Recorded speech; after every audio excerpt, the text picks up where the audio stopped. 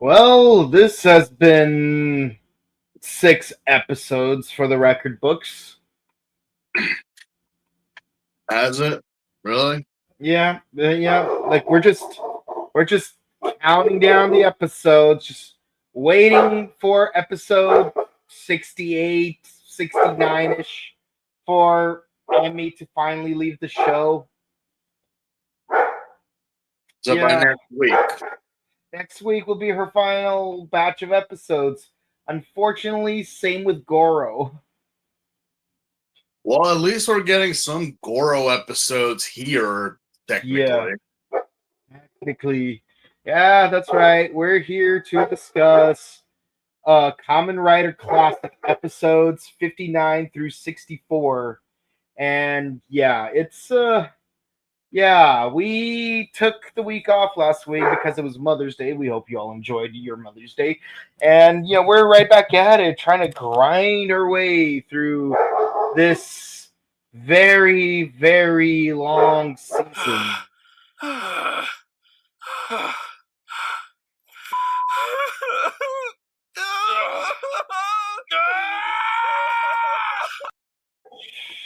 Yeah. Some people have asked if it's so hard, why are you doing it? Because it's the archive. No one else is going to do it. But the fact of the matter is, it's not because of like the length of the episode or the series itself.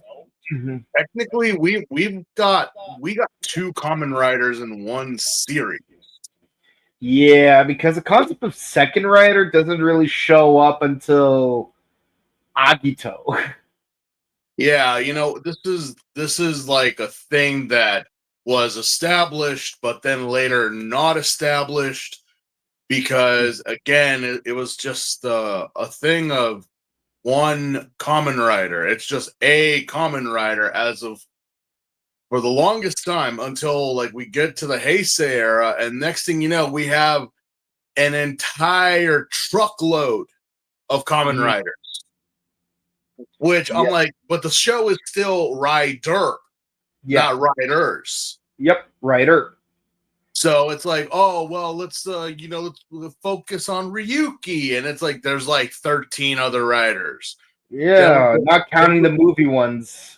And then we go into Hibiki, and then technically they're not riders, but still keeping it. There's like 2 others compared to Hibiki, and then Kiva has like at least 5 different variants of himself, and how many users 5 was passed around, despite the not as much as Kaiza. Yeah, it was like, yeah, there wasn't just one rider. It was like, again, they've really, really stretched out the meaning for Kamen Rider, and this season is not bad in terms of like. It's just the episodes are very straightforward. They're very, very straightforward, because sometimes you're watching these episodes and it's like, how many times must we establish this as a shocker plan? Yeah. It would be as if we were watching Gaim again, but every episode they would just be like, is it Yggdrasil who's behind this? Is it the Invis that are behind this? I'm like, no. Really? Who else could it be? It's like, well, he became a dick later on. Yeah, but that's way later on. In the first half, it's literally just Yggdrasil or the Invis.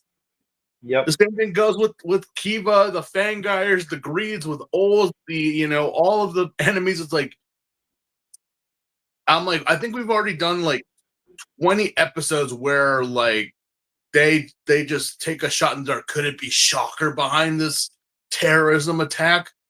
No, it's Destron. You don't say. you really don't say. Which I'm like, yeah, well, but again, the beauty of it is that there's just the Kamen Rider. There's not a bunch of VSNX and a bunch of like other media we must consume that has Yeah, nothing. there's no side forms, no final forms, no secondary or tertiary writers. There's no gimmicks. There's no like, I mean, people come in and out of this show like nobody's business. But Yeah. And I yeah, mean, it's like when people ask me, and lately, yeah, surprisingly, people did start asking me. It's like how I would recommend, like what I would recommend watching. I'm like, well, several seasons, not all, but several, not a lot, but several, are available on Tubi for free. But notice how I never recommend the original 1971 series to them. Mind you, the way I describe 1971 series sounds super amazing. It's like it's about a motorcyclist who was kidnapped by Nazis and was turned into a cyborg with grasshopper powers, and now he seeks revenge for robbing him of his humanity. And like that sounds really cool when I describe it. But when you watch the show, it's like, yeah, I don't know if I could sit through 96 episodes, 98 episodes of this. I feel like I'd rather be watching 1,000 episodes of One Piece. And to each their own. But also, I'd rather sit through 1,500 episodes of Kamen Rider than 1,100 of One Piece. But there's like two completely different reasons behind that. But I totally understand. I'd rather watch all of Eni's Lobby than all of Ichigo. the thing is that again, what it just kind of gets a little repetitive after a while because we rarely, if ever, get any 2-part stories in this episode in these seasons, especially when it came down to like like X V3 and all of them. Their stories were pretty much straightforward. Monster of the week, beat the bad guy, and there you go. Yeah. But again, with the injuries that happened to Fujioka Sensei, Yeah, they kind of yeah. they They kind of had to like do a lot of retooling.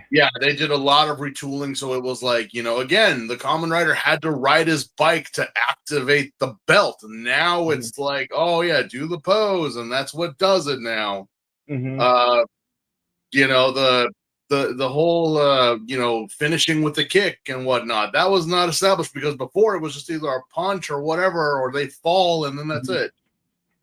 But Yeah, no, the fact it's just we could summarize every review like that.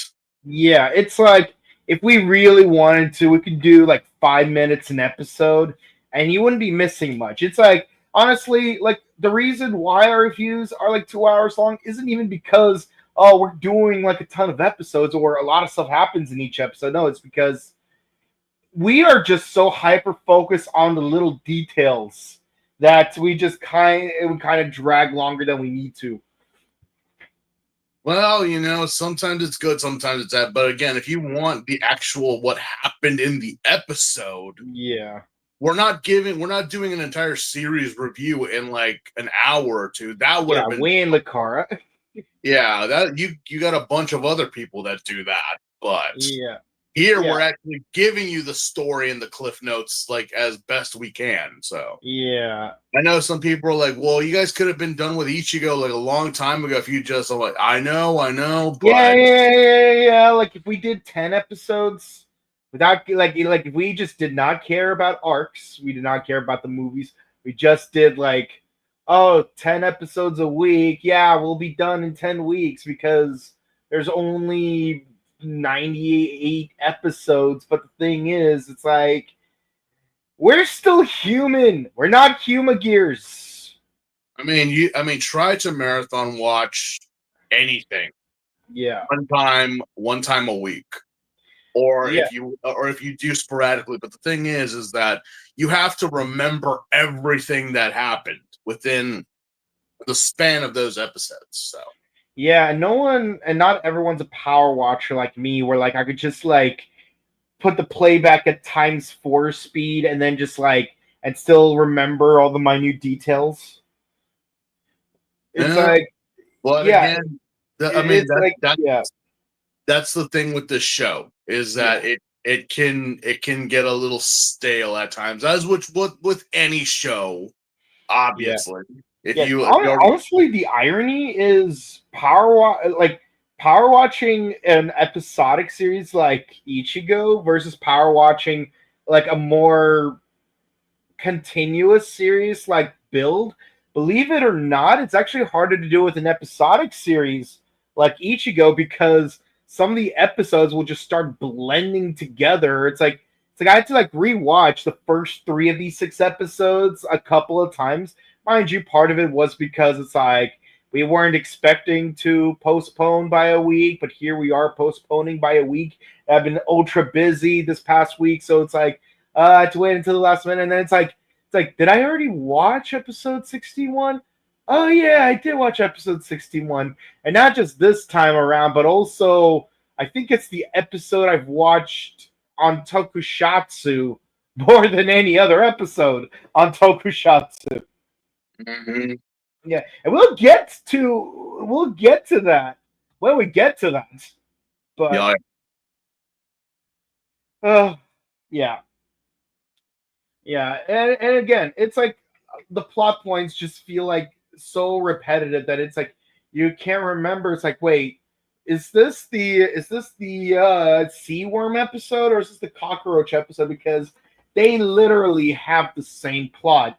It's just two bozos accidentally swap briefcases with Shocker. They go through consequences. At least one of them gets kidnapped. The writer has a hard time fighting them, and then he has to plan on a way of like overcoming them, and then they come back, save the other guy, and hopefully they're both still alive at the end.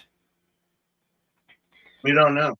See We how don't. I just summarize episodes 55 and 69. No, sorry, 55 and 59 Yeah, at the same time yeah. in like Yeah. 30 seconds. That's pretty much like the episode right there. I mean, the episode was called "The Monster Worm Man of Bottomless Swamp." So that's Yeah, pretty much what the review right now for this episode. Yeah, that's pretty much what happened. It's yeah, literally a repeat of the cockroach episode, except for yeah. the fact that these guys were not intentionally trying to thwart Sell Shocker. me vaporize. Yeah, trying to thwart Shocker's plans. They kind of just, oh, stupid me, just happened to, cross paths and we mix each other's briefcases to the point Uh, that like it's that Simpsons arcade game all over again. Just yeah, bump, yeah, with the yeah, you know. just bump into each other and they grab the wrong one. It's like, uh, what are the chances you guys are using the same briefcase? Mhm. Yeah, Yeah, yeah, and but again, this goes back to episode 15 of Kamen Rider X when we are introduced to those two girls and we oh, meet yeah, Doctor Cronus. yeah. The where it's just like they just happen to just have the same bag and the same. I'm like, wait. Apartment building, yeah, Well, I mean, it doesn't happen so much nowadays, obviously, unless it's yeah. like a grocery bag or something. But again, we don't really deal with international spies and Nazis nowadays. We usually deal with interdimensional beings from another dimension trying to conquer our world for some reason. But the fascist squirrels are still an issue. Oh, damn those squirrels. Those damn But squirrels. but yeah, I will say the worm suit was I mean it looked more like a pill bug than it did a worm, obviously. Although Yeah, I mean, like I do like how like the side of his costume has like all this has like all this kibble that look like a bunch of tapeworms like yeah, yeah. tangled up together. Like that's Although a nice touch. That's a nice touch. I'm kind of well, I'm not shocked, but I'm just kind of, you know, at this point, how does the whole nation of Japan not know about Shocker? again, that one concierge, that one building in Mariner Bay. Little girl, there's no such thing as monsters.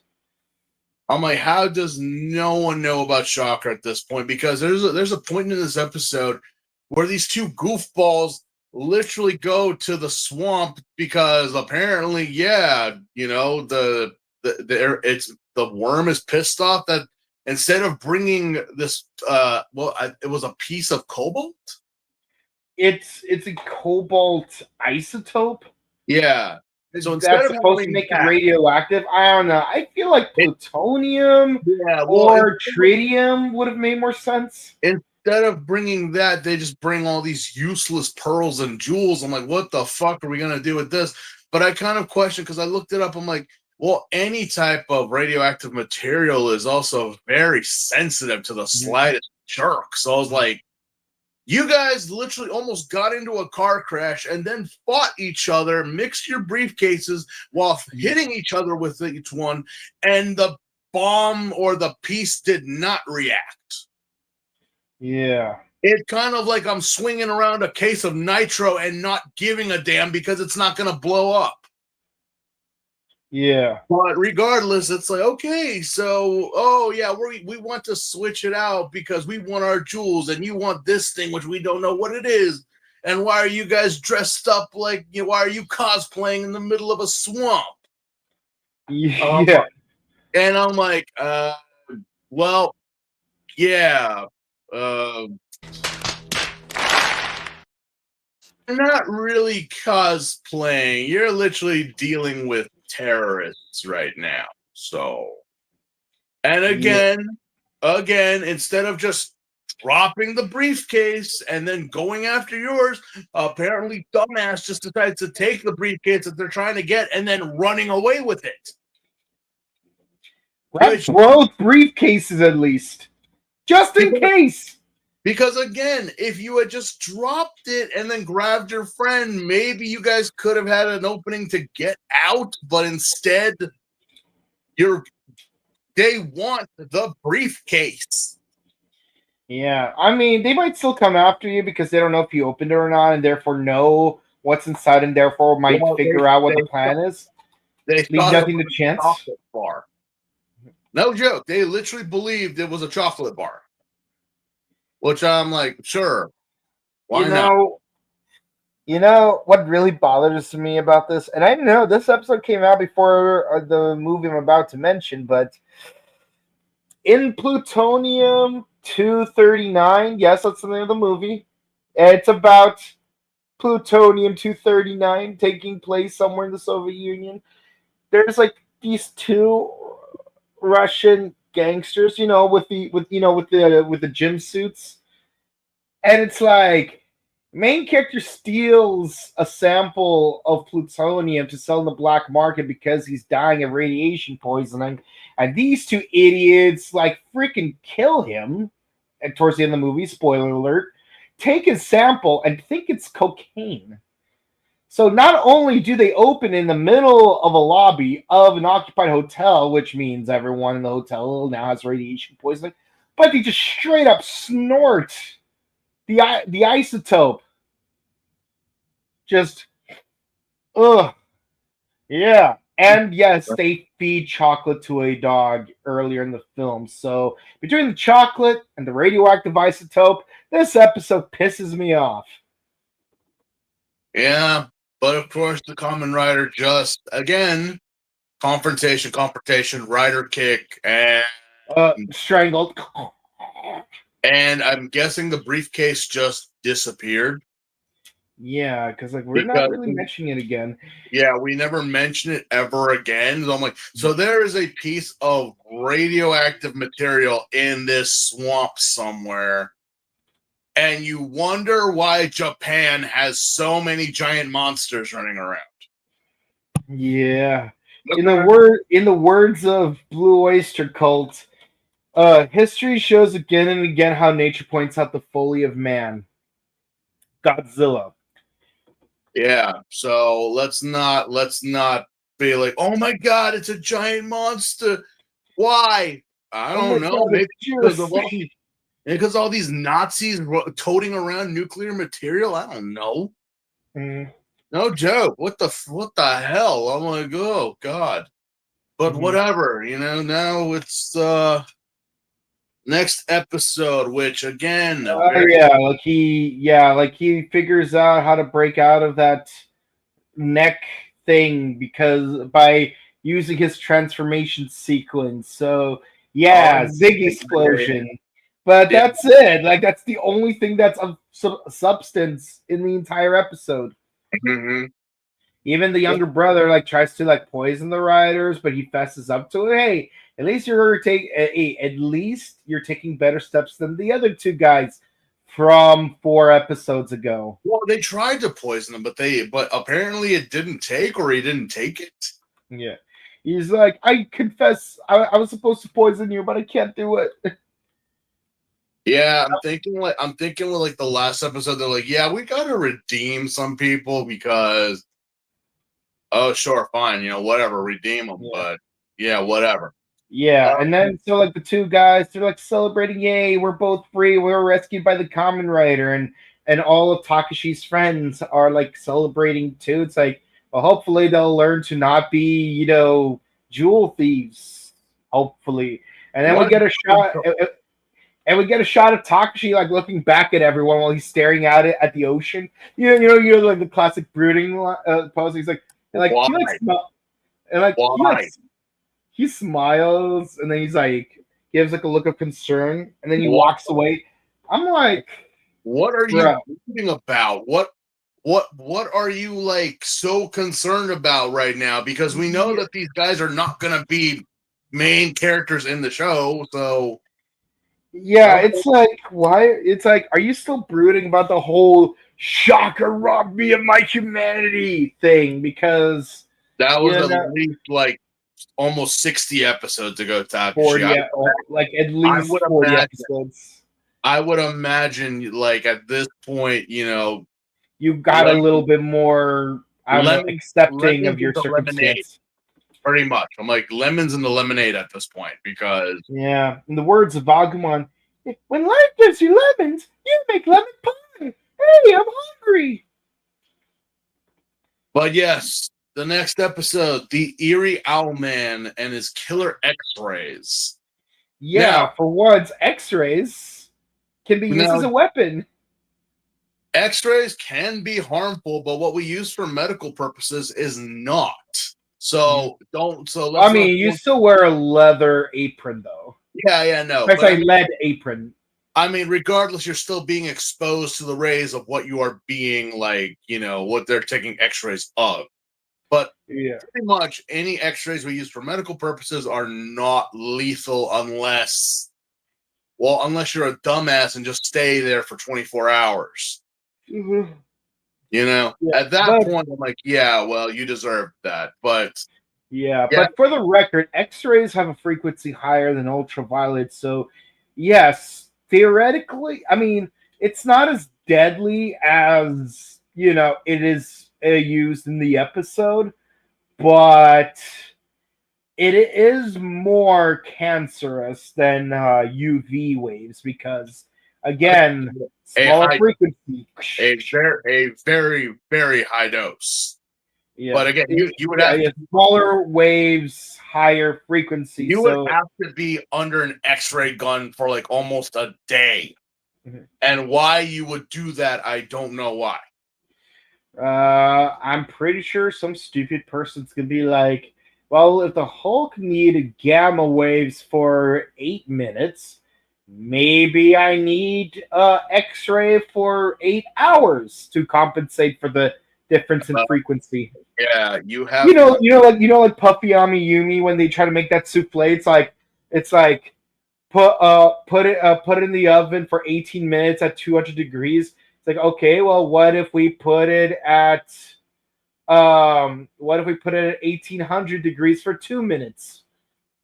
That's not how it works, darling. Yeah.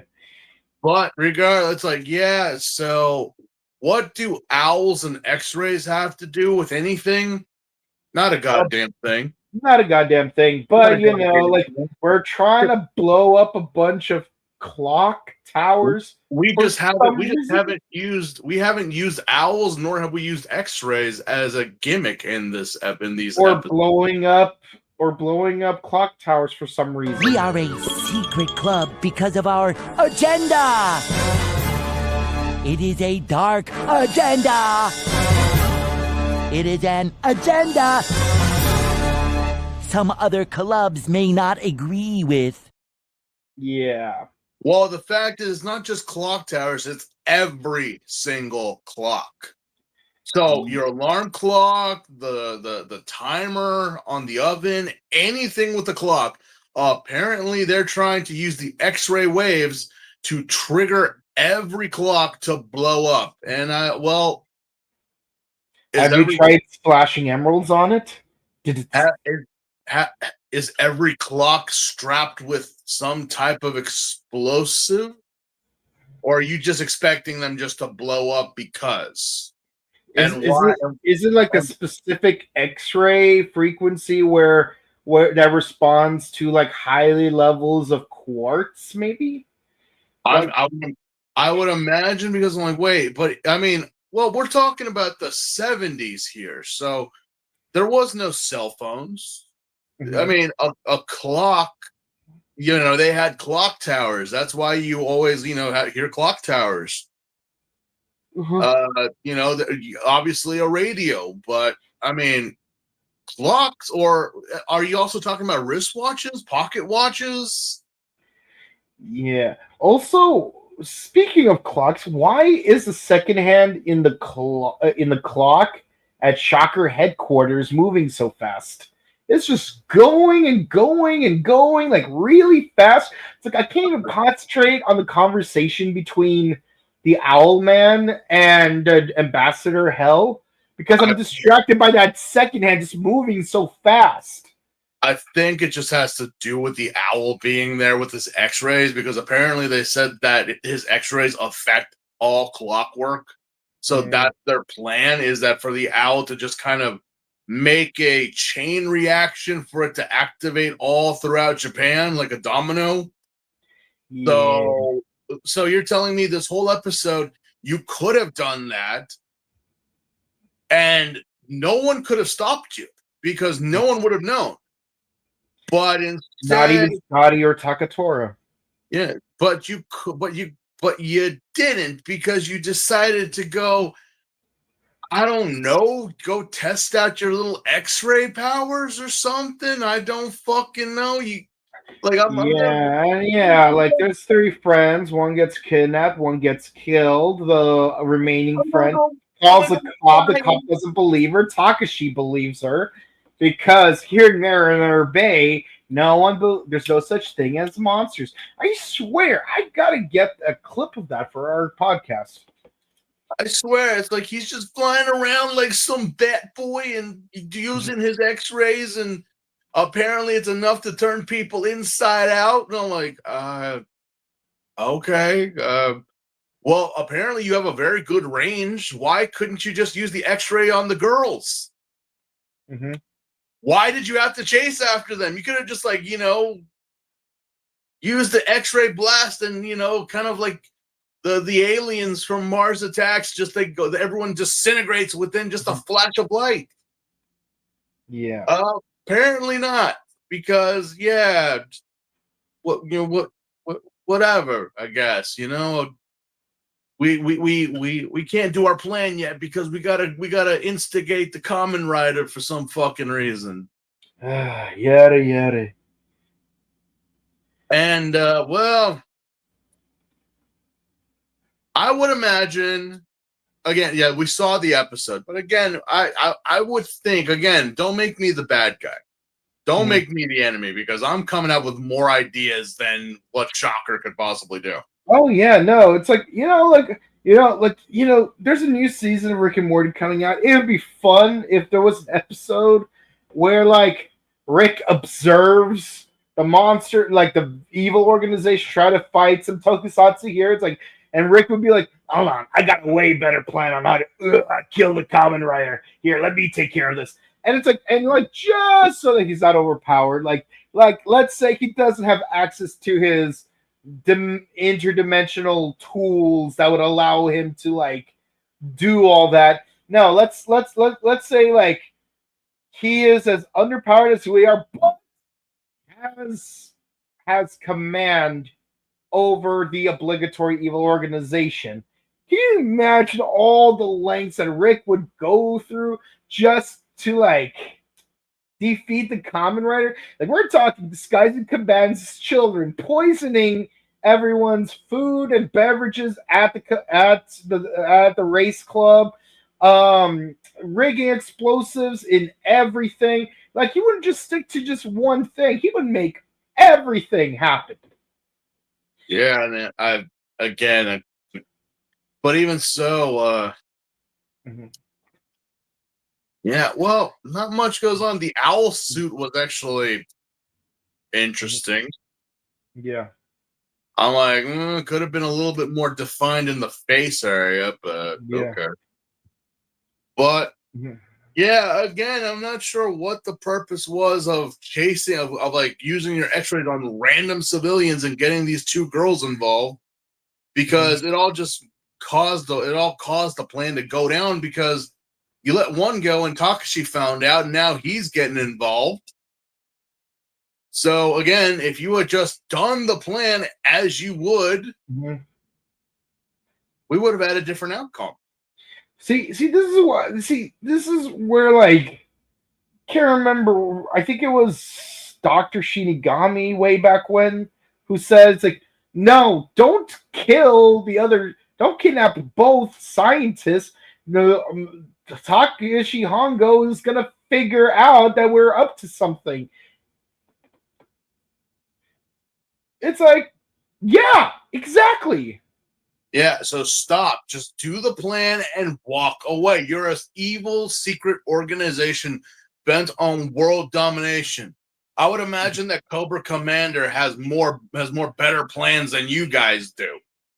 And as we all know, Cobra Commander was inept as hell. Yeah, there's even an episode of Community about it. Yeah. And So again, I'm like, actual Nazis compared to fictional Nazis, which you can argue as much as you want.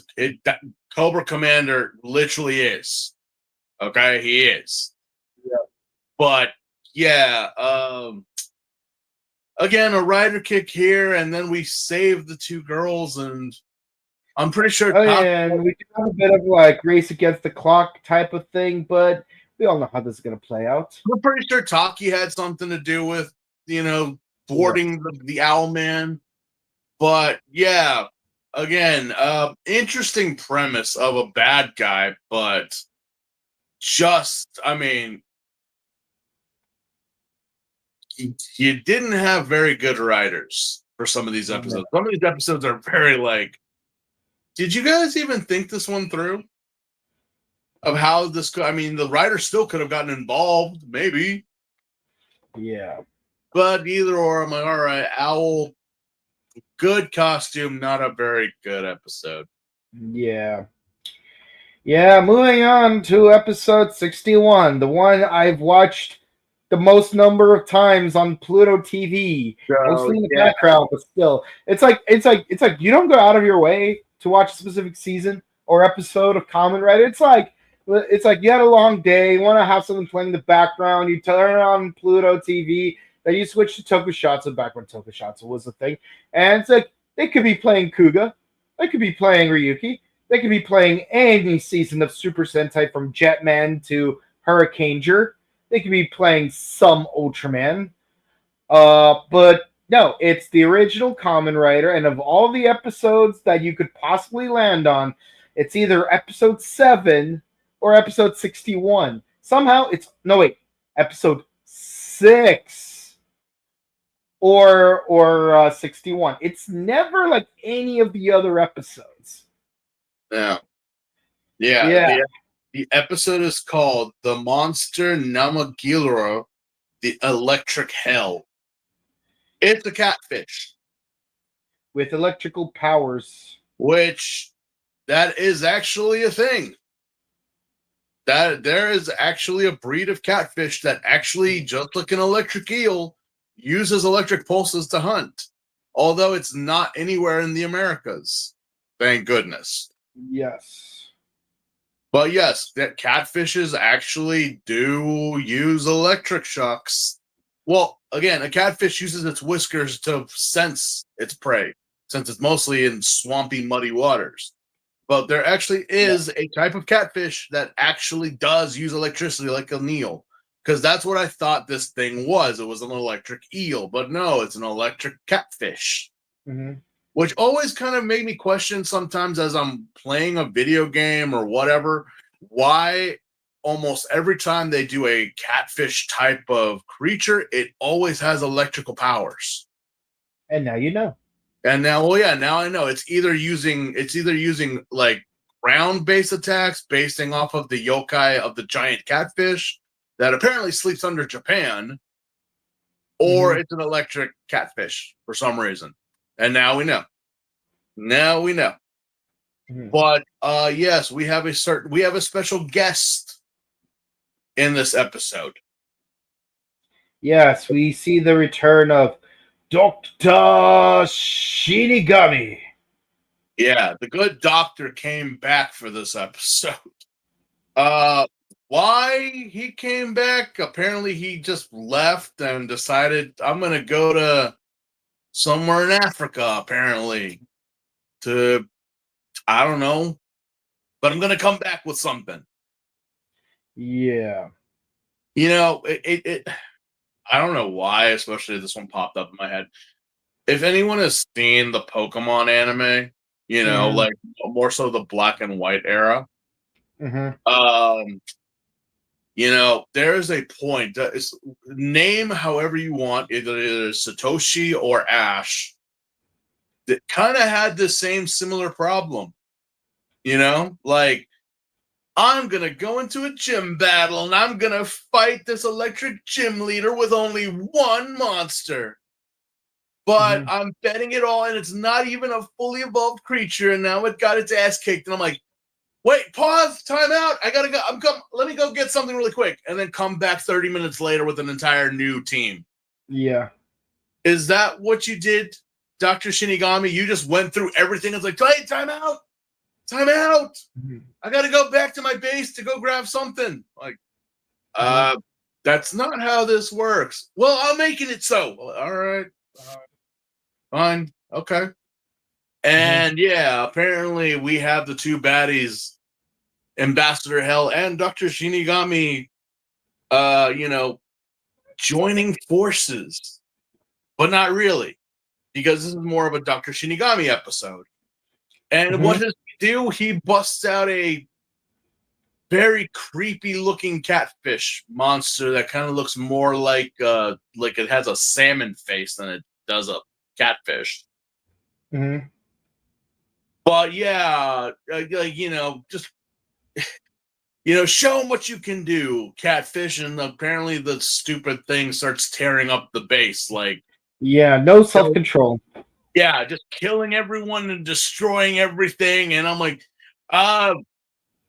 doctor, I question your credentials as a doctor, but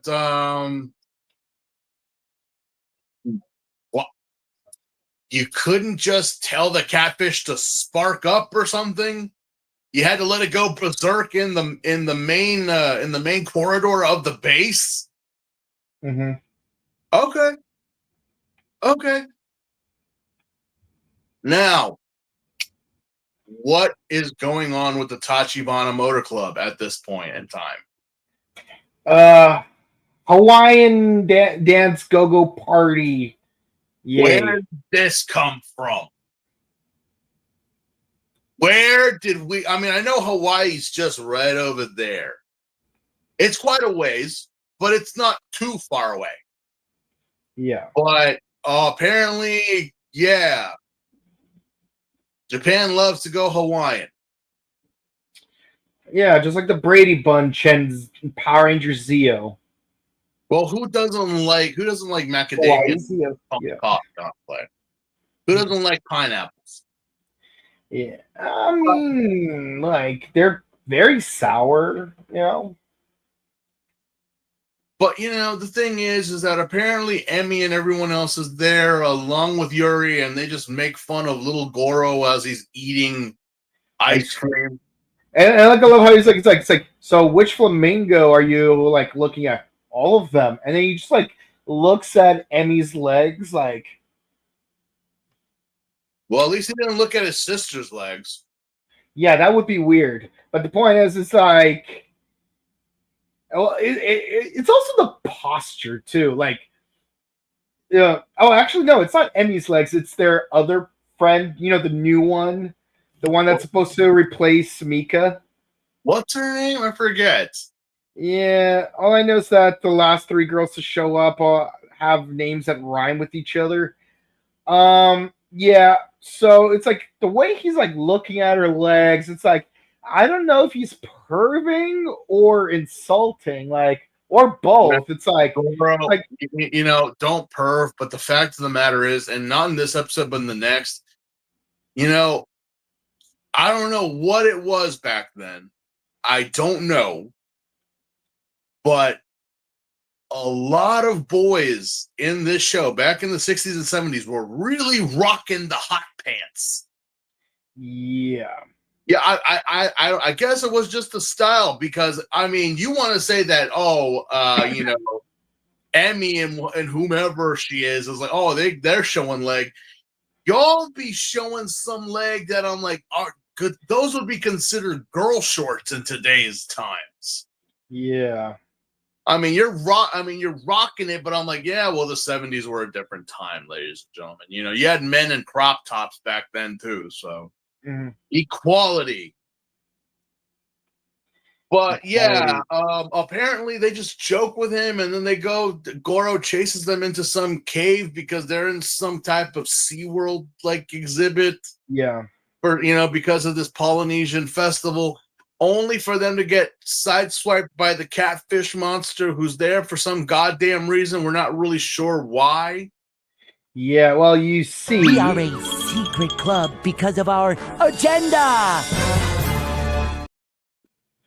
Yeah, I mean, I get it, but unless you're gonna like mind control the flamingos and strap them with rockets and put them in the center of town, I mean, there's really no reason for the catfish to be there. But not only does the catfish have electrical powers, but he also has electrical powers that he could pass on. He could literally make someone a walking conductor, but also kind of have them under some type of mind control. Transformers. I mean, that was a physics joke. I had to stop and I had to clean out my ears to be like, and then rub my eyes. But okay, did I read and hear this right? You're telling me this catfish is able to hypnotize and make a person a walking battery that if they touch someone, the same voltage that the catfish gives, that person gives off. And how does a person not die from that? Well, that's what I'm asking. I'm like, wait a minute, Goro's a little boy. I mean, any type of electricity, especially like that type of wattage, would have fried his ass easily. But instead, no, it's just like, nope, he does, give him a friendly handshake or rub a couple balloons on his head, and now he's a literal walking electric charge. To the point that Tachibana and the girls are very frightened of him because yeah, and it's like yeah, like briefly Takashi and Taki do get ambushed by the catfish monster and Dr. Shinigami. It's like you thought you've seen the last of me, but I am right here. It's like, wait, aren't you supposed to be in South America? What's Hayato even doing right now? Because like I thought he went to South America to look for you. Oh yeah, I kind of forgot that he exists. To be honest, so did we. Yeah, the continuity here isn't really strong. I'm not surprised, but yeah, he's only here for a day though. We only could afford a day pass for him. Yeah, so it's like, So, oh yeah, I totally have Goro. Like, try to get him. And also, Dr. Shinigami's like, listen, I have to leave now, but you can keep the catfish dude. But just so you know, he needs these light refractor towers in order to charge yeah, himself. we have a huge, like satellite dish on top of a hill or a mountain, and it doesn't even get HBO. Yeah, not even Showtime or Cinemax, Nope, not even Sundance Network. not even the good channels. No, no, nothing. It's just pretty much apparently this catfish is solar powered. Solar powered super Captain Planet. I mean, I've ragged on Captain Planet many a times, and I've always said that's stupid, especially the fact that while solar energy is great, there's a reason why you're really not allowed to walk among the solar panels. You know? Mm-hmm. The fact that this catfish, well, electricity, yeah. Why do you need solar energy? Doesn't even make sense because, like, even with solar panels, what you're doing is using light waves to break off an electron from harvested atoms, and then the electron moves along a grid, and then it breaks off, and then just displaces an electron from another atom, and then that one starts moving along the circuit, and so on. It makes no sense. Basically, solar energy is just a convoluted AC current. The Sort thing of, is kind of. that it's kind of like, again, well, look up the anatomy of electric using fish, especially like rays and eels and sharks. Mm-hmm. They kind of just generate that type of power. It's Mm-hmm. something within there. It's the same as humans. We have electricity coursing through our bodies as well. Every time you move, or whatever it may be, an arm, a finger, your nose, those are electrical discharges that come from the brain to make the function work. Now, if we had a way to actually use said powers Mm-hmm. but again, that's kind of the same thing goes with electric eels, is that even though they can do that, there's a high chance it too will get shocked as well. But Yeah. apparently this catfish that it's based off of does not. This breed of catfish does not get shocked by its own discharges. Shocking and also very scary. Yeah. But the fact of the matter is that, yeah, we got to put this big dish on top of a hill. That's not suspicious.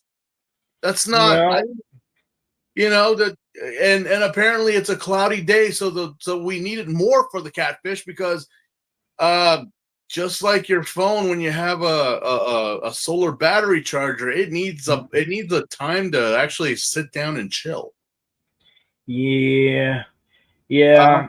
And then here we get to the scene that I see the most frequently where Goro walks into a room and all three girls touch him at the same time. You get electrocuted. Then Tachibana shows up and tries to investigate. You look very carefully. He does briefly like bump into Goro's arm, which makes me ask, how come you're not electrocuted yet? But then he also gets electrocuted. Two shocker mooks show up. It's like, haha, the plan worked. And then immediately afterwards, the two, Takashi and Taki show up. It's like, how do the two shocker mooks not notice that there's two guys right behind them? If, like, given what little time there was between them coming to the room and these guys coming into the room. And yes, one of the shockers does get electrocuted by Goro, but Takashi manages to ground the remaining electricity because he's a cyborg. You would think that Goro's shoes would have been enough to make the discharge not happen. Yeah. I mean, I know that, oh, well, you can't just they're rubber soles. I mean, if he was barefoot, yeah, the charge would still stay because we actually know that lightning and electricity does travel through the ground sparingly, but it does. Could be effective. Uh-huh. But yeah, still wearing his sneakers. Yeah, so Takashi and Taki go investigate the cavern, and Taki gets captured, and he also gets injected with 50,000 volts somehow. Yeah, apparently this 50,000 volts is more than enough to just, make someone subservient. So why not try to, I don't know, Catfish, how about using like some type of electrical discharge with a wide radius of the city, and in doing so, you would actually hypnotize and possibly charge a bunch of people that, hell, they could be walking charge bombs if you wanted to. Or here's another idea. What if, and hear me out, what if you injected that electricity into a large number of your shocker mooks, but have them not wear their costumes, so and then just have them randomly touch.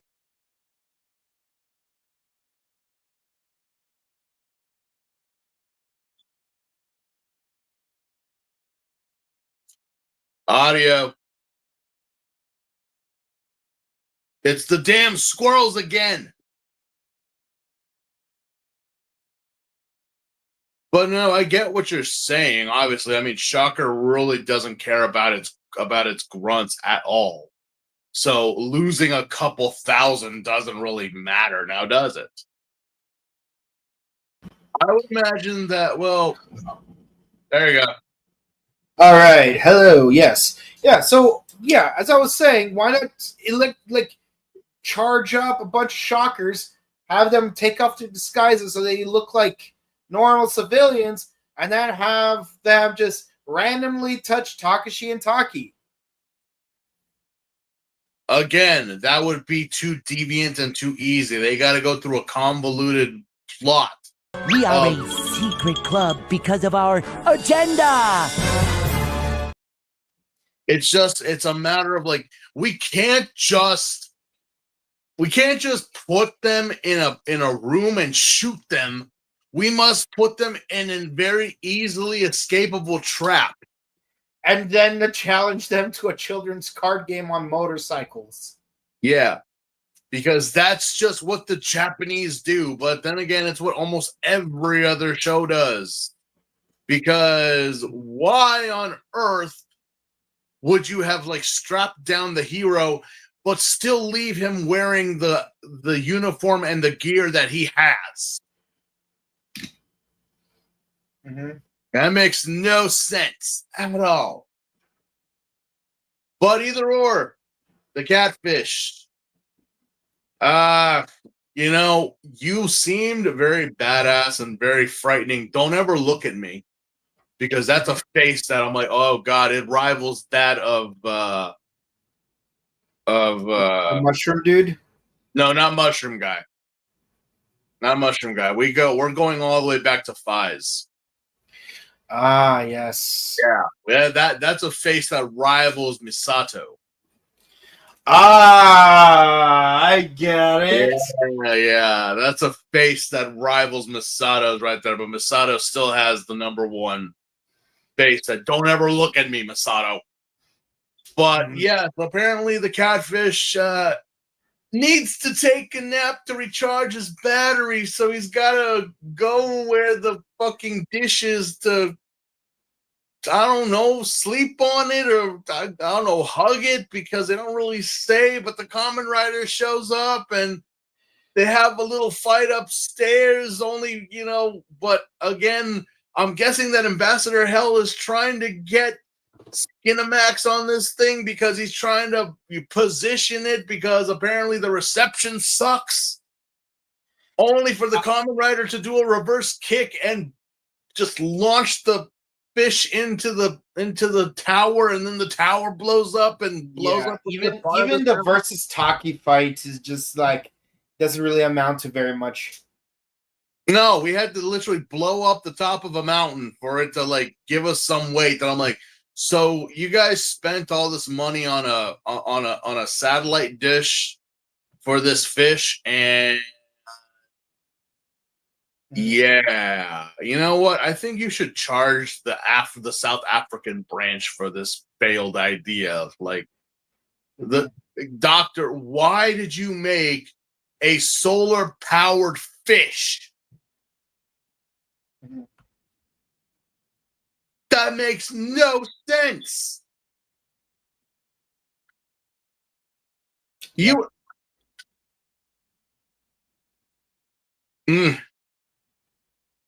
Yeah, okay. Okay. If the catfish had stayed the same as it would be, I'm like, yeah, that would have been a threat. But the fact that we had this, it relies on solar energy. I'm like, oh man. Okay. All right. Yep. Okay. Yep. Yeah. Not all. Yeah. Catfish. Don't ever look at me. Don't look at me. Just turn around and do your thing, but don't ever look at me. Yeah. And then the episode ends with just, everyone just doing like some more dancing with the Hawaiian thing. It's like, yeah, even Emmy, Yuri, Toko, and Goro are all there. Toko. Yep, Yeah. Toko, yes. Yeah. So yeah, it's just like that's about it. But again, will the Kamen Rider ever regain his humanity? I don't think so. Not right now, anyway. So, next episode. It's the porcupine episode. It's the hedgehog. Hedgehog. I said he looks more like a porcupine to me, but Well, yeah, because I'm looking at it, and I know this name. It's a Hanzaras, and that's what they call hedgehogs. Oh no, I totally get it. I'm just saying the quills look more porcupine-like. I mean, yeah, but yeah, it's like I'm not arguing with you on what it is. I'm just saying what it looks more like. We need to call Keanu Reeves or Jim Carrey. Yeah, because this is not a blue feature. This is not the blue blur. No. This is before Sega. This is before Fujioka Sensei was Sagatas. Yeah, and by the way, this is Goro's penultimate episode. Yeah, we well, I mean, we still get a little bit of them. Yeah, like there'll be one more episode with him next week. Just one. Yeah, well, we got a bunch of other kids on this show, so we know. Yeah, it's okay. It's okay. For no reason. But yeah, we have a hedgehog, and hedgehogs are well, they're it's not as bad as a porcupine, obviously. Yeah, I mean, I've actually held hedgehogs. I've actually had to deal with them, and yeah, no, the quills on them can be actually quite irritating. But it's more so like the armadillo, where again, any predator or any type of creature trying to eat the thing or handle it, good luck trying to get it in your mouth. And then try to get it down, because it ain't going down easy. There are ways, I just will not say it.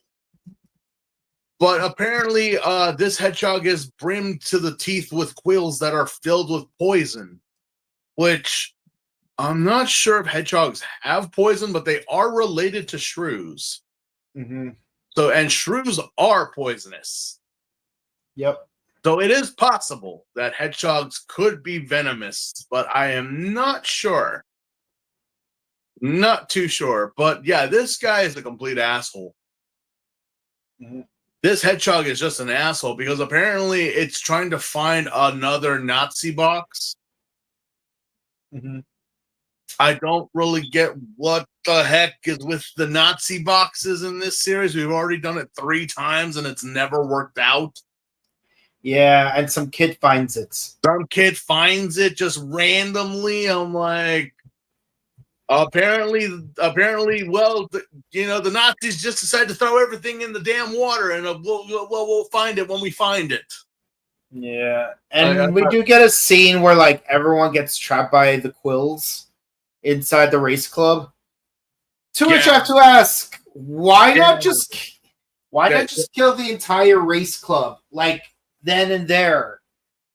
That'd be too easy. We still got 30 more episodes to go through. We can't kill everyone off. Not yet, anyway. Yeah. Again, we got 35-ish more episodes. Again, don't make us the bad guys, because we seriously are just horrible people. Like if we took this, it's not that you and I are horrible people. It's just that you and I are more creative and less stupid. I know, which makes it more dangerous, unfortunately. But yeah, and also it takes place in a fishing village. Oh yeah, sounds like sounds like Hayato's home neighborhood. Every other like Kamen Rider episode that has to take place like at a fishing village, just because. I'm like, at this point, I'm pretty sure we've gone from all around the coastline of Japan by this point. Yeah. So apparently there was a crash site where the thing ended up crash landing, and yes, the little boy ends up finding it and hides it inside a boat, which I feel like this will eventually be a nod in Kamen Rider Agito. But we'll get to that when we get to that. Yeah, for some reason this kid just finds it and decides to hide it. He doesn't know what it is, but apparently the whole fishing village gets locked up because of it. Because you're not supposed to know what this is, and I don't even know what it is, but it's a secret. Mm-hmm. Okay. It's so secret, not even I know. So what exactly? They don't even mention what's in the box or why the box is important. We need to get our hands on the box. But see, it's part of your favorite show about who gets the box, what's inside the box, and how much is what's inside the box worth. Storage falls. Mm-hmm. But yes, so Takashi does meet the little boy, and thankfully this doesn't happen. Monster came out and grabbed my mommy. Now you know, dear, there's no such thing as monsters. Oh, you finally found it. Yep. Well, could have used that in the beginning. Yeah, it took me a minute. But yeah, no, I mean, yeah, apparently this kid doesn't give a damn that his dad got killed. Mm-hmm. All he cares about is mom. Yep. I swear, dads get no respect in any shows. I swear to God. Yeah. I feel sorry for the child. Your father would rather be dead than take care of you. Damn, that is tragic. What a complete jackass. No, yeah, but it wasn't his choice, but the jackass was the kid here, because I would rather save my friends and my mom in the village than I'd rather save my dad. Okay. All right, fine. Yeah, okay. Because apparently being a single mother in Japan, in the fishing village where she don't fish, that's really gonna work out for you guys. Mm-hmm. Yeah, and yeah, an old man alerts Takashi that there was a thing that crash landed. It's like, oh, what is it? So follow me, and I'm like, this couldn't possibly be a trap. And wouldn't you know it was a trap. And of course, like, they blow up the building, and somehow both Takashi and Taki survive. Because you know the rules: if there's no body, assume there is no kill. You always have to assume that. Because the next episode actually makes it a point not to fucking assume that he's gone. Yeah, and so they fight the hedgehog dude, and then and then Takashi gets thrown off a cliff, and then the hedgehog dude's like, "Oh, no one could survive a fall like that." Yeah, now let's check his trading cards because he's certainly not going to need them now that he's deceased. Yeah, no.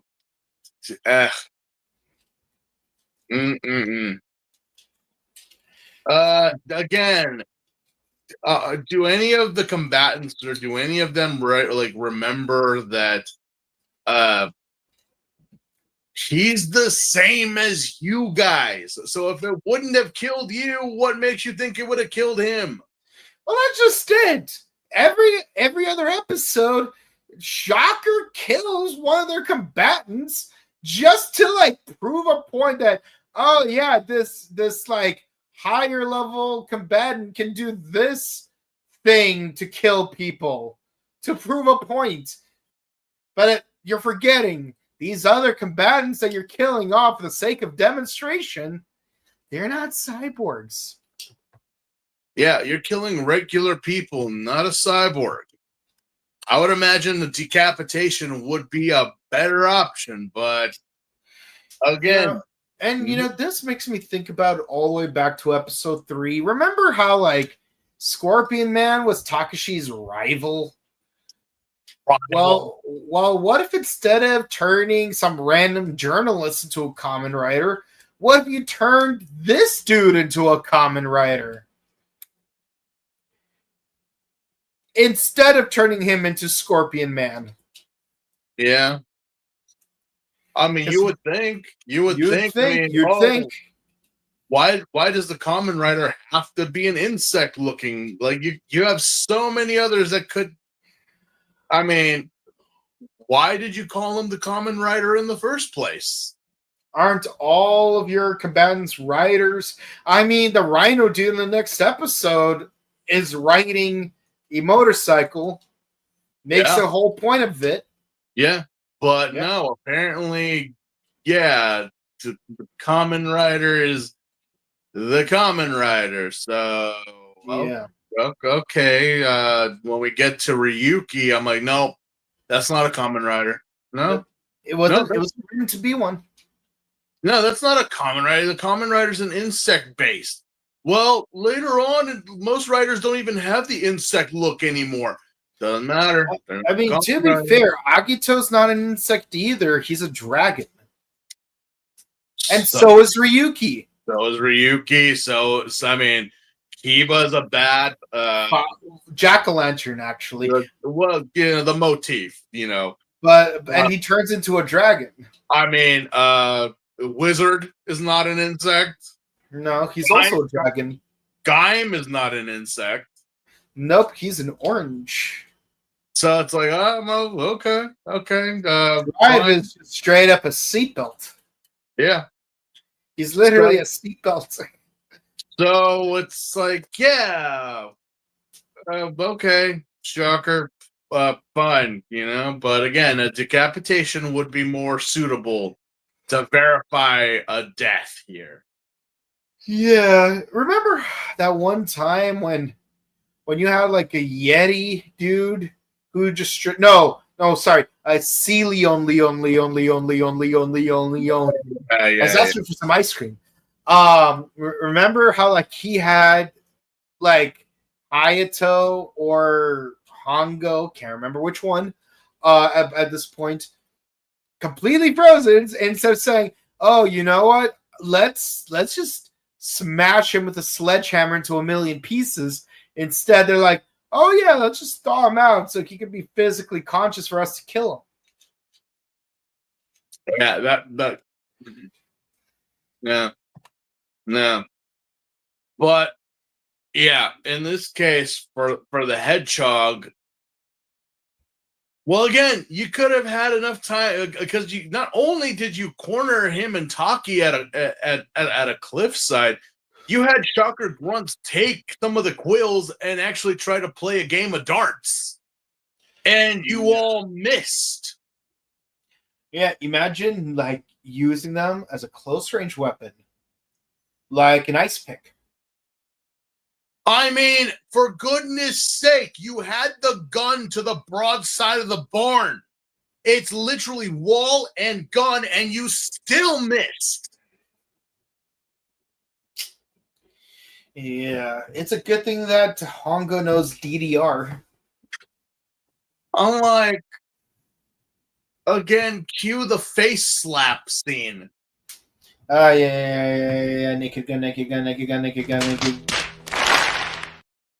I mean, how much more? How much more? It's so painful that, again, they only had such a small area to move in. Either that, it's like, yeah, get thrown off of the cliff.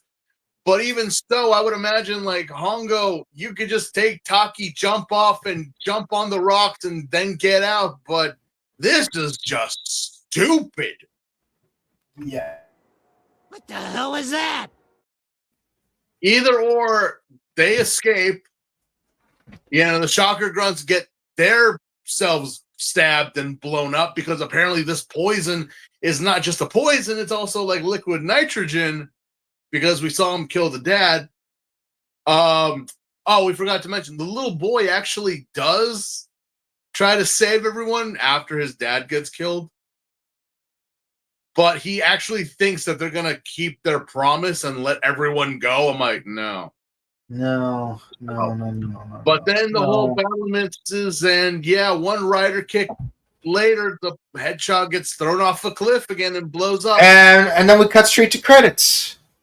Yeah, right away. It's like, guys, let's wrap it up. We only got a couple seconds left to cue the heroes ride off into the sunset type of shit. But at the same time, how did the Kamen Rider hit the hedgehog with a kick? Because it just seemed like this whole thing was covered in spikes. Maybe he hit him in the face. Maybe. Best case scenario. Yeah, just okay. All right. Yeah. All right. Next 2 episodes, we don't see Goro at all. No. So Goro is gone. We don't know why. But the next episode, the Monster Saigen Deadly Auto Race, which for those who don't know, a sai is the Japanese word for rhino. It also means blade or cutter. It's a blade or cutter, but again, look at a rhino. That's kind of how they got the word for it. Even though more so a rhinoceros is more of a blunt. I mean, the horn is, you don't want to be at the end of that, but but that's also why Geki Chopper's weapon's called Saiblado. You imagine if the blade had an edge to it by the rhinoceros's nose, just like like Mad Sword Beast from Yu-Gi-Oh. Yeah, imagine that. Just the running of almost 80 to 90 miles an hour with an actual serrated blade charging at you with the force of about 5 tons. Yeah. One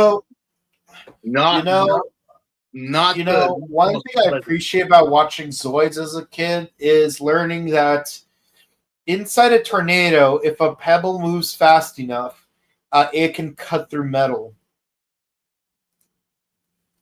Yeah, with such speed, why do you think that hurricanes are not? Yeah, you're right. Velocity wins, but at the same time, if there's debris in there, it's going to go through you. Yep. It'll totally go through you. Mm-hmm.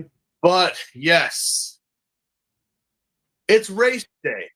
Yeah, and Dr. Shinigami's back for some reason. Yeah, he came back again for some damn reason. But it's such a big, important race that Tachibana Sensei is actually having dreams about the race. Yeah, one of Takashi's homeboys is supposed to be participating in it. Yeah, you know what, Takashi? Unless it's Taki, I don't trust any of your friends, dude. Yeah, because last time we got Emmy and Mika, and we saw how useful they've been. But again, it's we've had Scorpion Man, we've had several people who were friends with Takashi now turn into shocker combatants because apparently they're just petty as all hell. Oh, absolutely. Because they just don't know how to win or how to be good at something. It's like they're always comparing themselves to Takashi Hongo. Yeah, but this dude is actually a good sport. He's like, I want to run a good race even if I lose because I got a little brother who's watching me. But then some jerk face is like, hello, I'm here for an interview. And then he just like straight up like takes him inside a cave, knocks him out. And then Dr. Shinigami tries to do some kind of hypnosis ritual with candles. Yeah, go figure with that. But then again, he does have that that penance stare that was used not that long ago. Yeah. So the rhinoceros and his friend are not the same person technically. Yeah. They like it's made to believe that they are, but they're not. Because the rhinoceros, because again, if you watch this episode, you kind of think his friend is the rhinoceros because he disappears and then the rhinoceros shows up. But it's actually some random grease monkey that's on his team for the motorcycle event that all right. Cool. Yeah. We are a secret club because of our agenda. So yeah, it would have been more heavier if it actually was his friend, but it was more along the lines of like I know I kind of shit on plots that use mind control, but this would have been more of like oh wow, Takashi, you have to like kill your friend to save him because he's already been augmented. You know, but instead it's like no, the friend was just hypnotized, he's fine, he's just being a real jerk right now because it's like okay, but yeah, the rhinoceros has this whole thing about like apparently it uses its horn to make a flash attack that blinded Hongo for a bit, and he believed that he killed Hongo, but not really. He actually walked into the Shocker base all like happy with a little hop in his step, only for him to get slapped by the good doctor. How many times do we have to teach you this lesson, old man? Yeah. Well, he's the one doing the lessons because it's like again, the rhino is too cocky. He's too like, I totally killed him. Where's the body?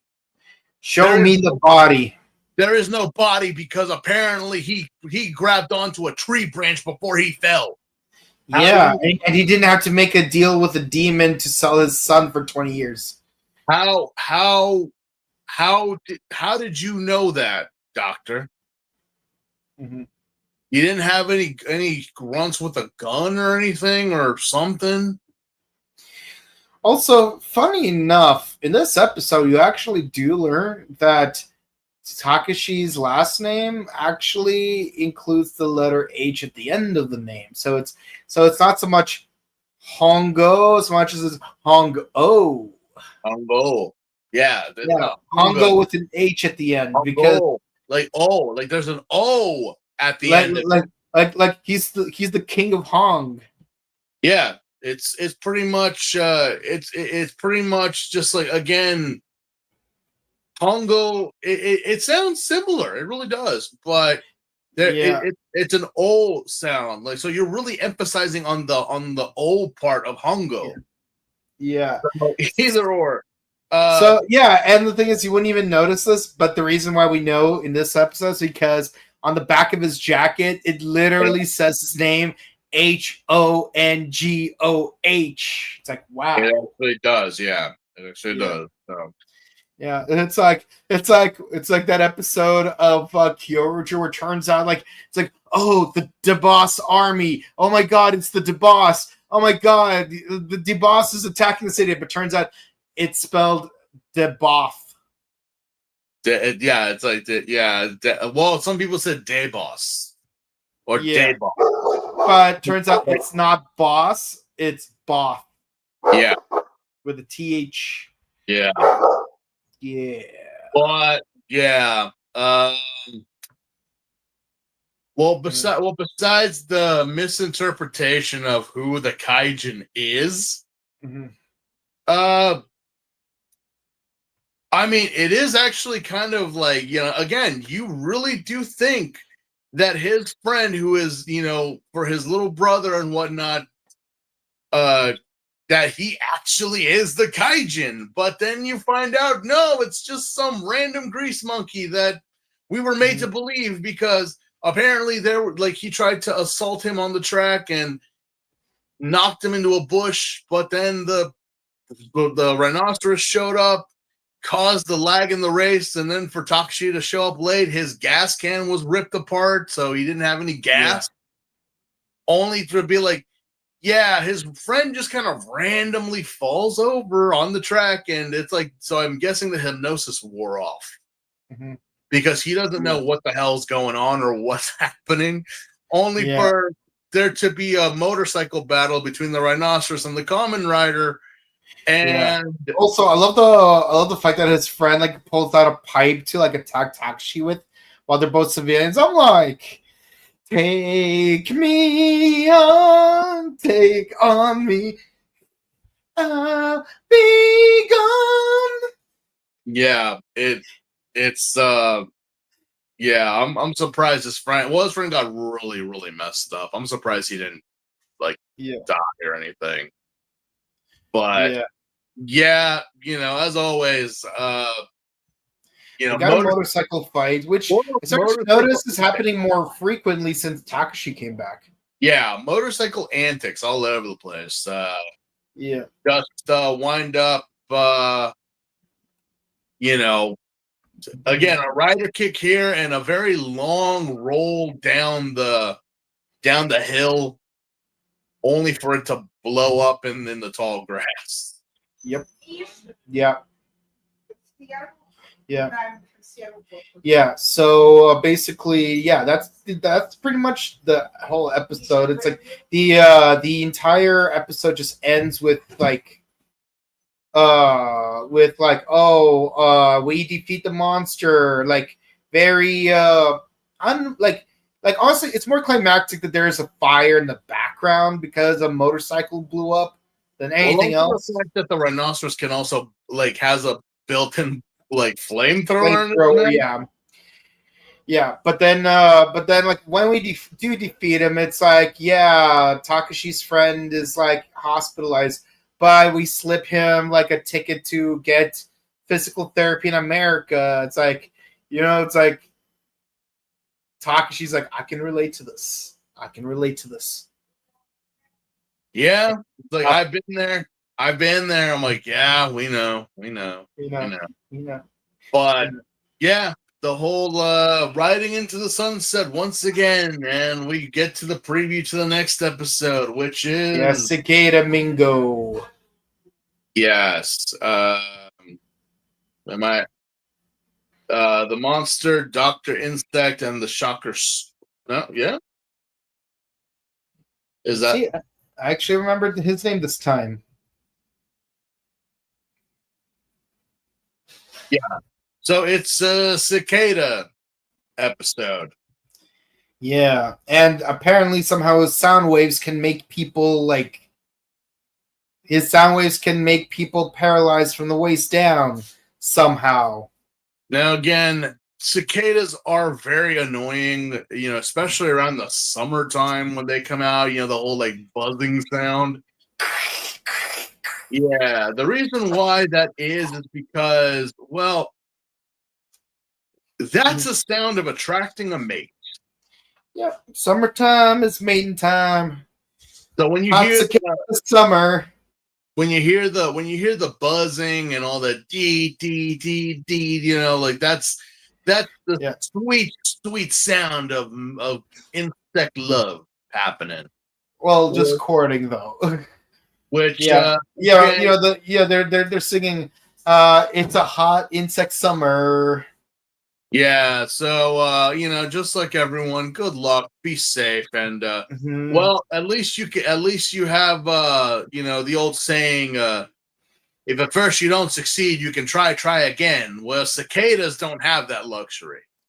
No, they have a very short lifespan.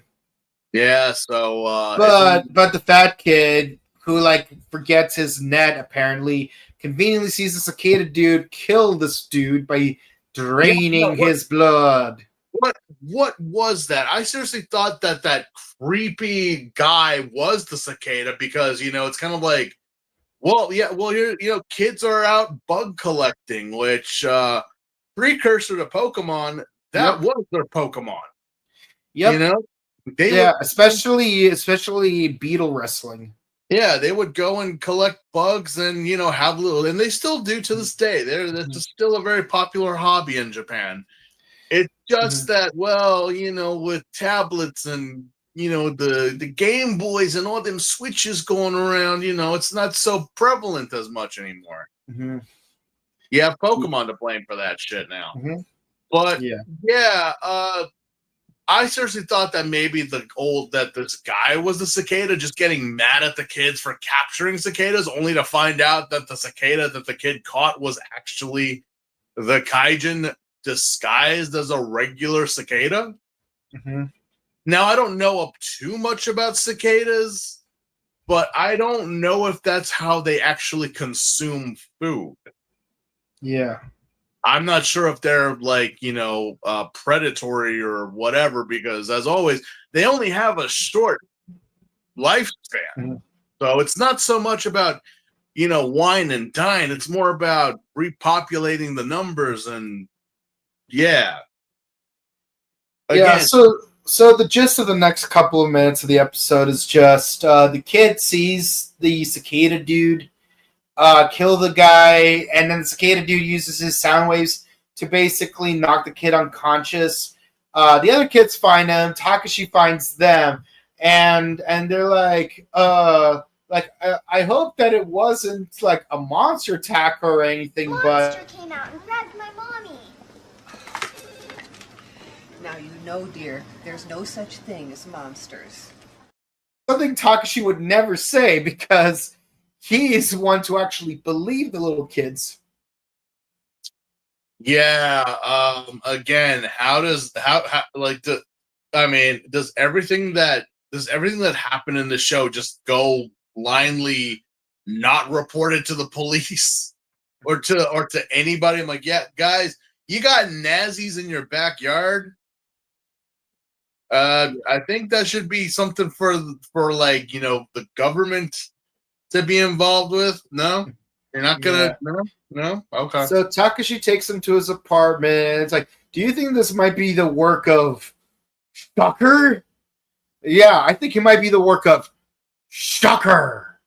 Yeah. Well, if this is the work of Shocker, then Shocker will come straight to my apartment. So we better get out of here.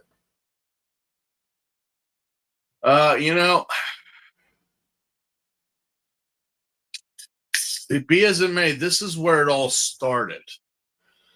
Like Tokusatsu. I mean, I know Godzilla predates this, but modern Tokusatsu started all here. Can you imagine if we still had that mindset in today's, like any type of they question if it's actually the villains of the series doing what it is they're doing.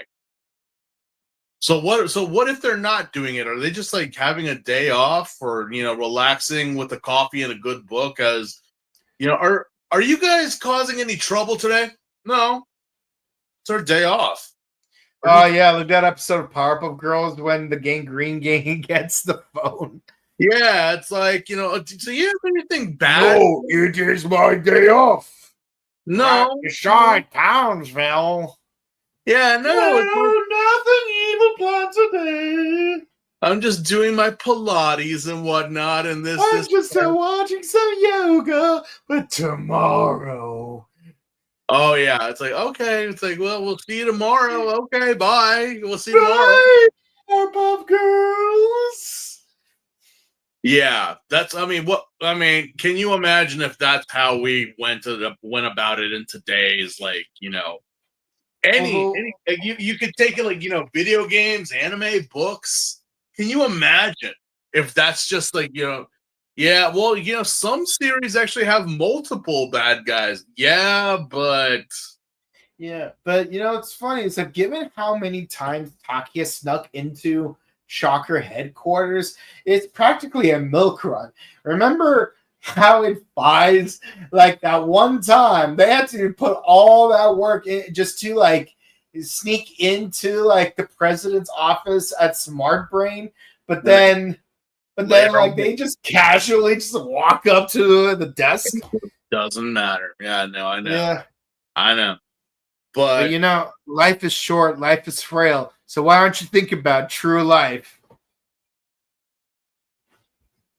You know what? This series is making more sense than Smart Brain, in all honesty. Yeah. But yeah, for some reason, the cicada monster. What exactly is the plan for the cicada monster other than just being a cicada? Not really much of anything. Allegedly, it's to kill a lot of people, but like so far, they just simply think that Takashi is paralyzed. Operative word: think. They think he's paralyzed. They don't know, like Scotty. They don't know that. It's like, oh my god, the cicada monster is actually doing what we wanted it to do. And I just say to you, well, how the hell? How are you sure? So everyone figures out that it's like, oh yeah, the cicada monster. Probably you're gonna try to use some kind of sound wave to do something evil, and we know that in order to make it really effective, they have to go after some kind of radio tower. So let's have lunch at a radio tower, and a shocker mook disguised as a human saying, "What are you people doing here?" Oh, we're just eating bento. It's such delicious bento. It's like, my mom never packed me any bento. Well, it's a darn shame your mom isn't our mom. Yeah. Yeah, this joke would have worked if we did this last week. Well, just always blame it on Mama. You didn't love your son too much, Mom. That's why he turned into a cicada terrorist. Yeah, just like that scene from Parenthood when Steve Martin's son turns into like a college pewer.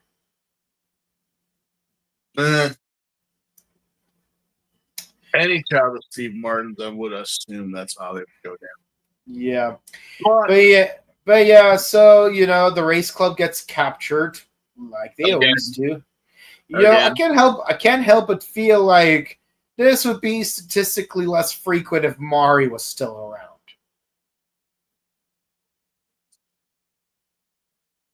But more frequent if Shiro was still around. Yeah, again, you had competent people now to give incompetent, but I guess because Ichimonji was kind of like, half-assing himself throughout his whole tenure. Mm-hmm. It's like, we need someone to be kicking ass, but now since Hongo's back, he's the only one who should be, not everyone else. Yeah. Except for Tachibana Sensei, who from time to time... And it really bothers me that Tachibana and Yuri aren't putting that much of a fight here because they both have so much field experience fighting Shocker. Why aren't you doing anything now? It's like, okay, I get it. Toko and Emi are relatively new characters. I don't even know what Takashi even saw in Emi. Or Mika, for that matter. But Mika's not here, so we're not even going to concern ourselves with that. But why is Yuri not doing anything? What? Also, where's Goro? He went upstairs and never came down. Oh, he'll come back down for like one more episode, but just not this episode. But yeah, yeah. Well, so Takashi shows up at the radio tower. Everyone's tied up. We get some nice choreography and camera views because of all the chutes and ladders and whatnot. But we all know the song and dance. We know how this is going to play out. Yeah, a couple of flashes from the eye, a couple of kicks and punches here or there. We're gonna move to a quarry that just happens to be near the radio tower. Yeah. I mean, well, how many people can say they've killed cicadas?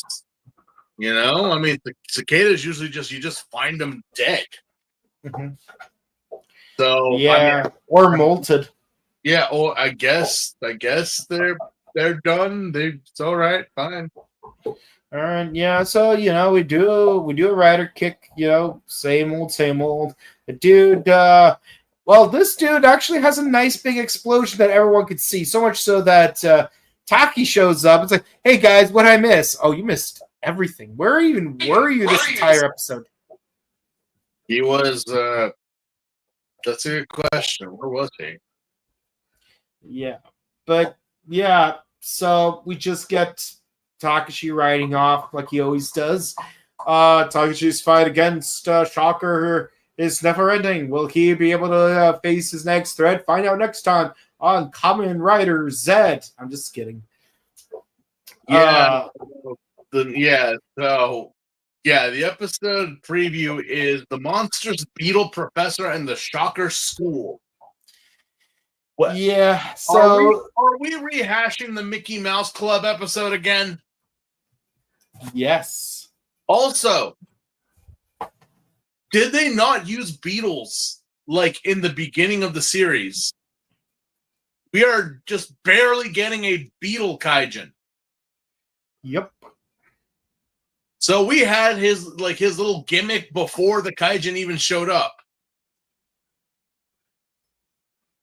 Okay.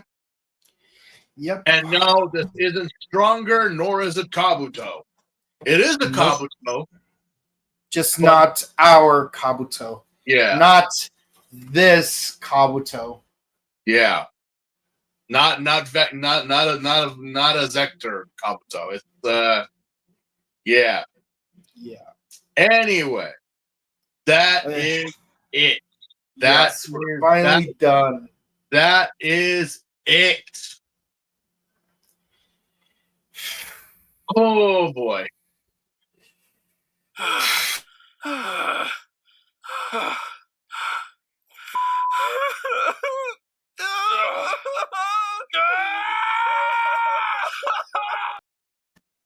Yeah. We're at least we're making progress. We're making progress. Just hang on, guys. The wheel is just around the corner. All right. Just 15 more episodes before we're done with the third arc.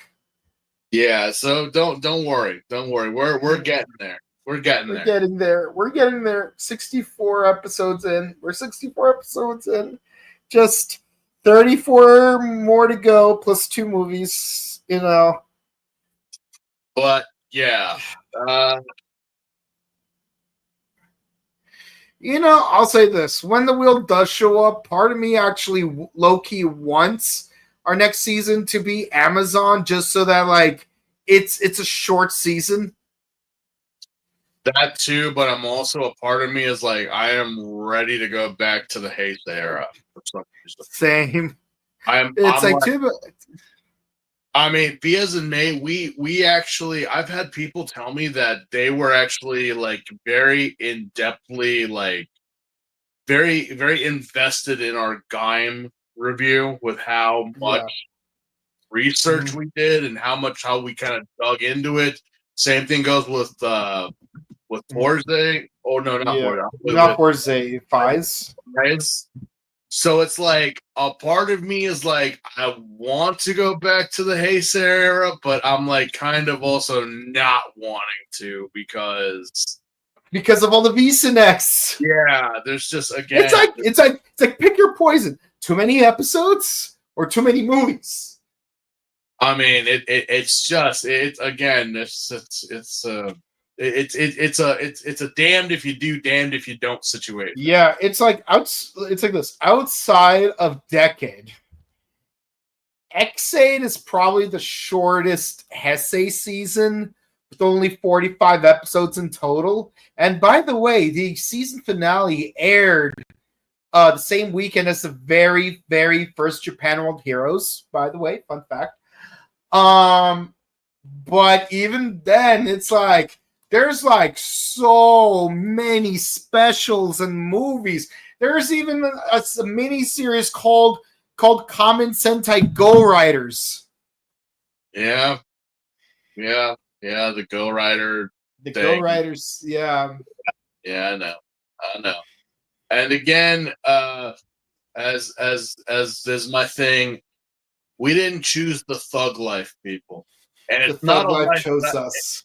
and it's not a life that I recommend to people. You know, if you're gonna do this, you gotta come in hard. You really do, because I mean, again, I'm enjoying myself, but it also can be a little bit much, especially with Ichigo. As I said, it's all kind of episodic. So typically I would give these episodes like at least like a 6 through and through. Yeah, same. Because again, you know, nothing other than like, you know, the convoluted stuff that does happen with the catfish and with, you know, certain ideas that like it was a good idea, but you just had to have just been like, I got a gun, let me go get it, we could shoot them together, great. No, I want you to wake him up, get him fed, put his gear back on, and then we shoot him. But his gear, Powers, man. But his gear is bulletproof, though. You heard what I said. Okay. On the upside, in the last 2 years, well, year and a half. In the last year and a half, we covered 293 episodes. Out of 1,600. I'm just kidding. Not out of 1,600. Because, you know, like, it's 1,600 plus if you count the Reiwa era. But, well, you know, but yeah, 293 episodes. We haven't unlocked the Reiwa era. Unless we are going to, like, what did you say, up to 01? Yeah, up to 01, because the whole podcast started with 01 during COVID.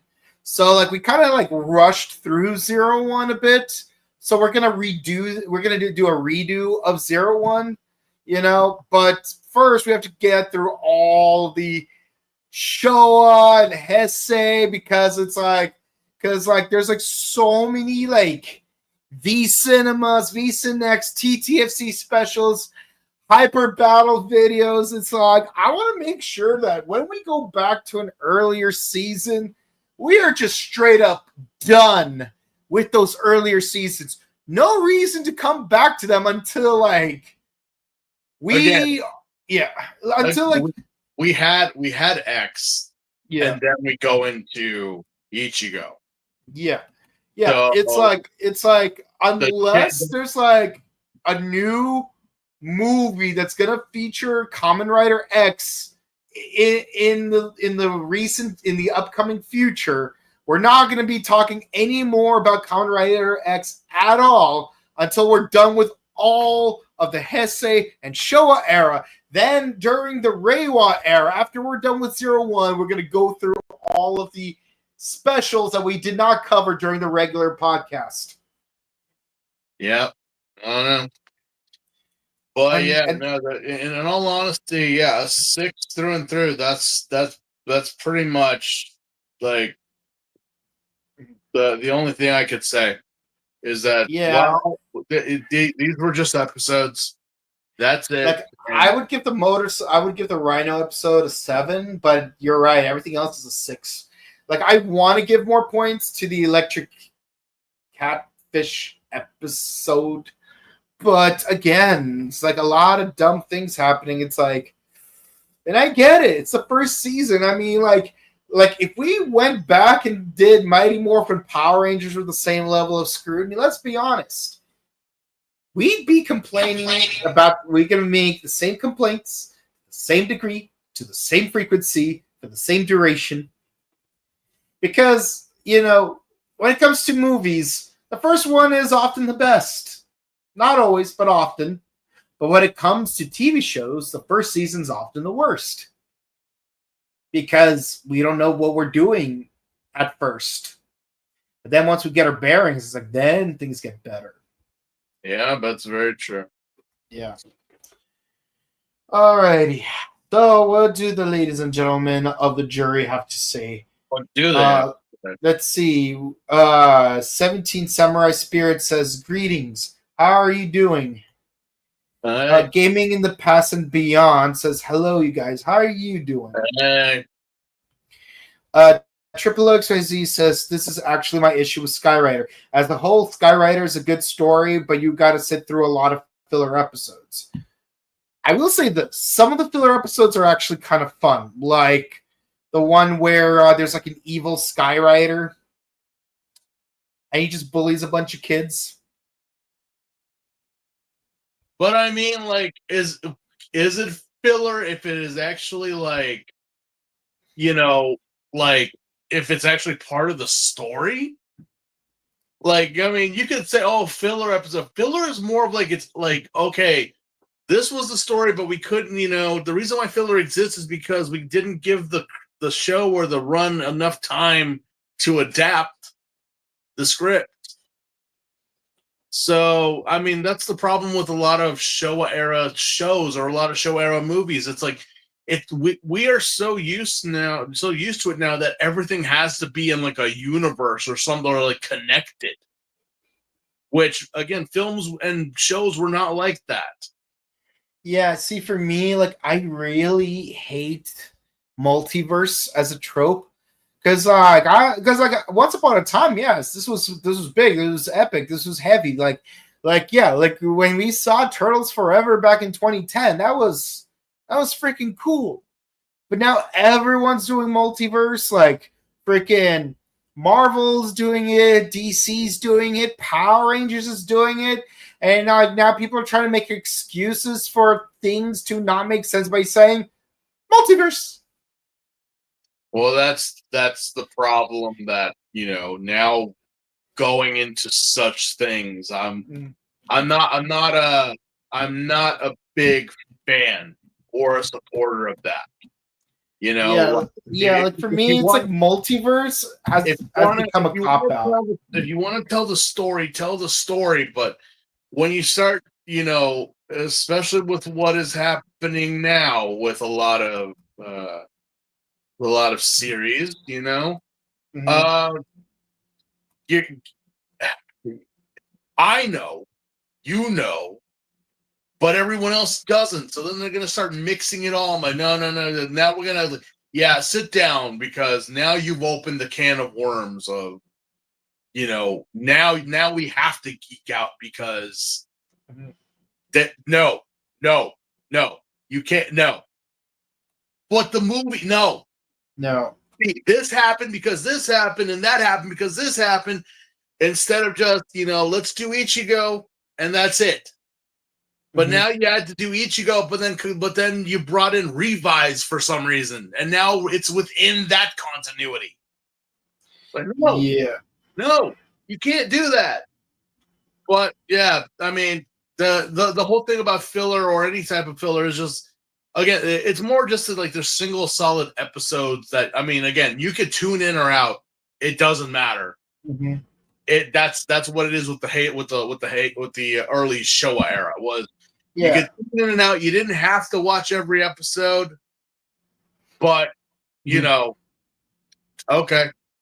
And again, it's like, and that's kind of the issue with the original Power Rangers, because it's like, because everything is episodic, because it's made with the intent that anyone could tune in at any random given time. But the problem is every episode needs to have some kind of reset where the status quo is maintained in the next episode, which means everything that happened in this particular episode is of absolutely no consequence. Yeah. And when it comes, and because the plot does involve villains trying to make some kind of conquest or domination, that means the villains have to be it needs to have some kind of level of incompetence for the main character to reset the status quo. Yeah. Every freaking episode. Like, if you and I were members of Shocker, which we are not, and thank God we are not, no pun intended, because I have GOD and whatnot, like, the show would have ended like a long time ago because we would have like made like plans that are actually efficient. And if we don't kill the writer, we would have at least crippled him permanently. Yeah, well, we can't have that now, can we? No. All right, last one. Shocker the Hedgehog. More evil than even Eggman's taste. Are we talking about that Shocker made their own Sonic persona? Oh, God, no. Shocker the Hedgehog. Pretty sure if we look up on Google right now, there'll probably be some type of like Shocker the Hedgehog. Please don't. I will not. I won't. But, alrighty. yeah. That's it for the comments, guys. Thank you for watching. If you enjoyed, please be sure to comment, like, and subscribe to us on YouTube, Facebook, Twitter, Instagram. Ding the bell icon. Stay notified for our latest videos. We are 100 subscribers away from getting 3,000 subs on YouTube. We hope to meet this milestone really soon. Because 100? Really? 100 more to go. That's right. We're at 2,900. Were we not at a low count before? Yeah, we got a decent number of subscribers in the last couple of months. Oh. Wow. Oh. Yeah, remember when we did the Last Ranger Parody 7? We were at 2,750. So we literally jumped like another like 200. Almost 200, yeah. In just a short amount of time. Yep. Oh, wow. And we want to thank you, our lovely audience, for all that love and support to make that jump happen. And of course, like we hope to continue to produce content that you will continue to enjoy, and maybe consider like telling your friends to watch our content and enjoy it as well. We are starting a new season of Ultraman Z, starting this Monday and every Monday for the next 6 weeks in the following 7-week period. After which, when we are done, we're gonna be doing the new Ultraman series, Ultraman Omega. And on Wednesdays we got Kamen Rider Gavu. On Thursdays, #1 Sentai Go Juger. And finally on Sundays we are continuing with Kamen Rider Classic. That's right, we only have 34 more episodes and 2 movies. And unfortunately next week will be the last we will see of Goro. But good news is it will also be the last we see of Emmy. Yeah, we must sacrifice. We must sacrifice something good to get rid of something we just do not care for. Yeah. Yes, and yeah, also check out our sister channel, The Buttery Show, where we do various movie reviews. We recently did a discussion on the 2025 film Sinners, as well as shorts discussing the new Gundam series, Mobile Suit Gundam G-Quox. Please be sure to check that out. Episode 7 will be coming up this following week. And if you want to follow our personal content, where can the people find you? Just on IG. Thank you so much for all your comments and letters, guys. And you can find me on Instagram at Boku_Kabuto and on Twitch at twitch.tv/BokuKabuto. If you want to say hi to us in person, we will be at Pasadena Comic-Con at the Pasadena Convention Center next Sunday. That's right, this upcoming Sunday, we will be at Pasadena Convention Center live with you guys. We're gonna say hi to the cast of Power Rangers Lightspeed Rescue. That's right. It's very good that we had a clip of. Monster came out and grabbed my mommy. Now Now you know, dear, there's no such thing as monsters. In Mariner Bay. And in 2 weeks after that, we're gonna be at the Burbank Marriott for Robo Toy Fest, featuring all three actors from VR Troopers making a reunion. I can't wait to say hi to all three of them. I mean, I already know two of them, but I never met Sarah Joy Brown, so it's a great opportunity to say hi. Let's see. Also, a quick shout out to Ranger Stop and Pop in Atlanta, Georgia, at the Omni Hotel on June 13th to the 15th, which features all six Rangers from Mystic Force, and G Fest, which is where Jacob's going to be going to, and I think it's also going to be in June. Yeah. Any conventions you're heading out to? Nothing right now. I'm gonna try to make it out to Pasadena. Yeah. Now, how will this affect our Rider Time Archive next week? We will discuss it and see how things play out. I am mentally prepared to do the episode after the convention, but you know, like the two of us will talk it over. Mm-hmm. And we'll keep you guys updated. We'll keep you posted. We hope you enjoyed this weekend. Please be sure to stay safe, stay hydrated, update emergency kits, hug your loved ones. See you again next time. Have a good one. Bye, guys.